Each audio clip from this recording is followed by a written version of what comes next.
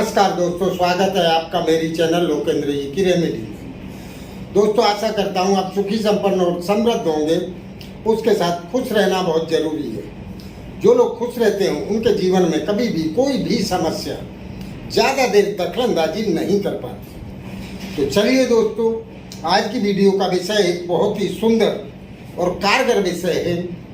ये क्रिया उन लोगों के लिए है दोस्तों, जो लोग अपने जीवन में कोई तरक्की करना चाहते हैं, अपने नाम को रोशन करना चाहते हैं, या फिर वो अपने जीवन से जुड़ी हुई कुछ ऐसी अचीवमेंट करना चाहते हैं कि जिससे उनका देश विदेश और समाज में एक प्रतिष्ठित नाम स्थापित हो जाए।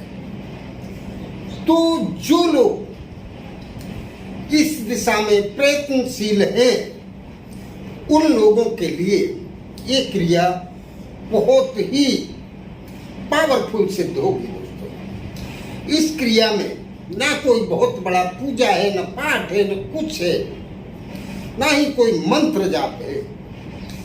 ये करने में बहुत ही सिंपल क्रिया है, लेकिन इसका रिजल्ट उतना ही अधिक प्रभावशाली आपको देखने मिलेगा।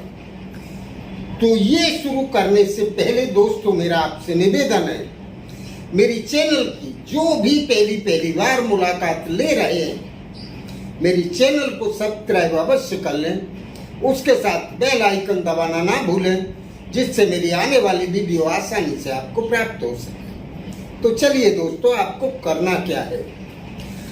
दोस्तों, ये क्रिया सोमवार, गुरुवार, शुक्रवार इन दिनों में से किसी भी दिन कर सकते हैं। इस क्रिया को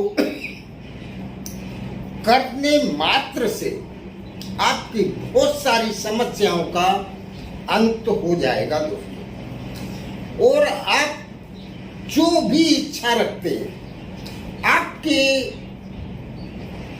दिमाग में या मन में जो सबसे महत्वपूर्ण इच्छा हो आपकी,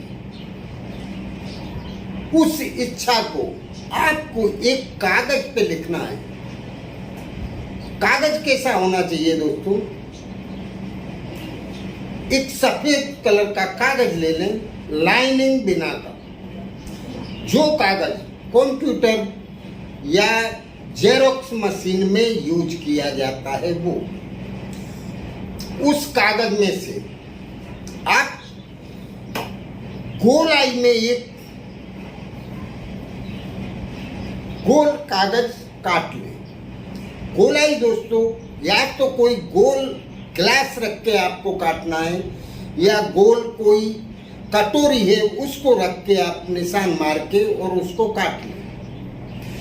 या फिर माप पट्टी या कुछ है तो आप माप से, गोलाई कंप्लीट होनी चाहिए दोस्तों। इस क्रिया में सबसे बड़ा महत्व अगर किसी चीज का है तो वो गोलाई का है। गोल कागज आपको लेना है। गोल कागज के पीछे बहुत सारी एक जानकारी है, जो समय के अभाव के कारण मैं इस वीडियो में आपको नहीं दे सकता। आपके इस कार्य का सबसे बड़ा फल इस गोलाई पे टिका हुआ है। गोलाई पे क्या होता है, कोई भी चीज ज्यादा देर नहीं टिक पाती, तो समस्याएं भी वहां टिक नहीं पाएंगी। और उस कागज में आपको बीचों बीच अपनी इच्छा लिख देनी है।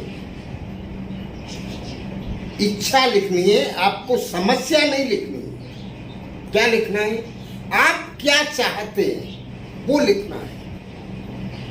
आपके यहाँ क्या समस्या है वो नहीं लिखना है। नेगेटिव थॉट आपको नहीं लिखना है, आपको पॉजिटिव थॉट लिखना है। आप क्या चाहते हैं, क्या इच्छा है। जैसे आपको नौकरी नहीं मिल रही है तो आपको नौकरी मिल जाए, शादी नहीं हो रही है तो विवाह शादी हो जाए,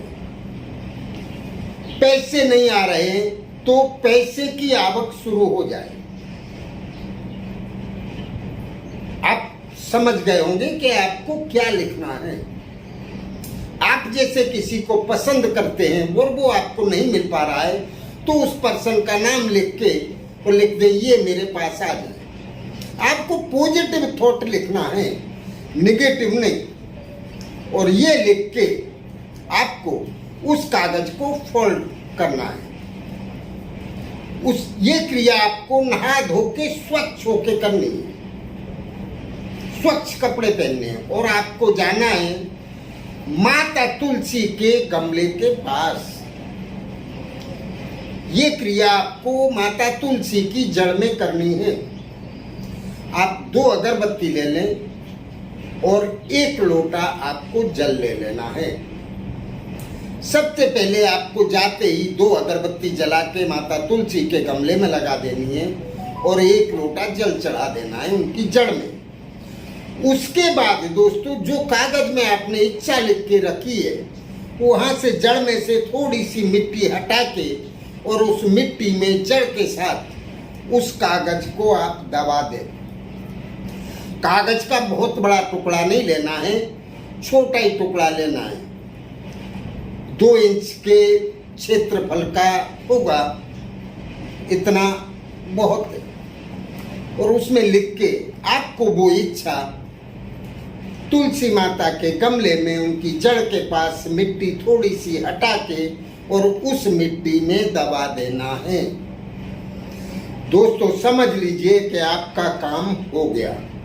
ये क्रिया आपको सुबह के समय करनी है और शाम के समय आपको उसी दिन माता तुलसी के गमले में 1 घी का दीपक जला दें। आपको कुछ कहने की जरूरत नहीं है, कुछ भी कहने की जरूरत नहीं है। माता तुलसी भगवान विष्णु की, श्री हरि विष्णु की प्रिय है।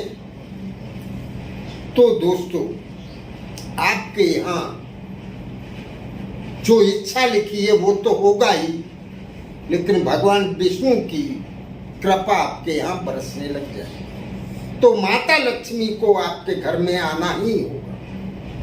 आपके धन स्थान में कभी पैसे की कमी नहीं होगी और जो भी आप उस कागज में लिखेंगे वो इच्छा आपकी 100% पूरी हो जाएगी।